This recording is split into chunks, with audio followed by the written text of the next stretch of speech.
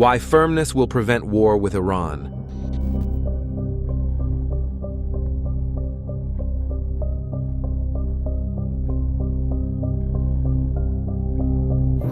The clerical regime ruling in Iran wants you to believe it's a formidable power in the Middle East and beyond.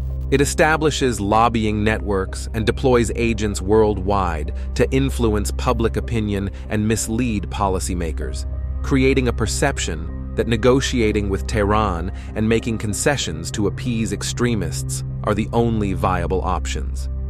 Through the deployment of proxy militants across the Middle East and the engagement of self-proclaimed Iran experts and hired lobbyists in the West, the regime compels you to believe that ceasing to appease Tehran will inevitably lead to another war in the Middle East. But is that the truth? What is Ali Khamenei, the Iranian regime's supreme leader, hiding from you?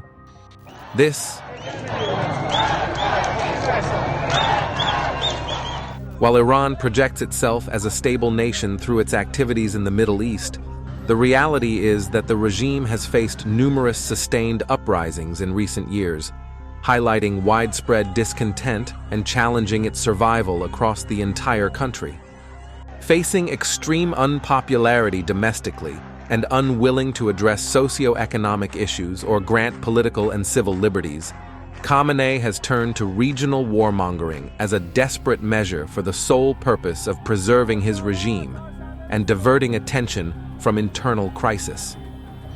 Employing the strategic depth concept, it supports proxy militias in the Middle East and North Africa to stir unrest and instability in the region while avoiding accountability.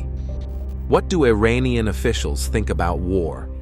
If we do not fight in Syria, we will have to fight in Kermanshah, Hamadan, and other provinces of Iran. Syria and Iraq are the strategic depth of our defense, and the best strategy for conflict with the enemy is to maintain distance. Today, if we do not defend Gaza, we must defend our cities. In March 2007, 15 Royal Navy personnel were seized by IRGC in the Persian Gulf over disputed territorial waters. The UK government issued a warning of robust action, deploying extra warships and conducting military exercises. Tehran released the sailors, sending its then-president Mahmoud Ahmadinejad, personally sending the sailors back home. On January 3, 2020, the US military killed Quds Force commander Qasem Soleimani in a drone strike near Baghdad International Airport. Since then, Iranian officials have been calling for a severe revenge, a vengeance that never came. The regime in Iran has only one priority: its survival. It will never go to war with any foreign power, and all the saber-rattling is to hide just that. Instead of pleading to Tehran to stop, or hoping for them to give up their survival mechanisms, the mullahs must be hit at their Achilles' heels.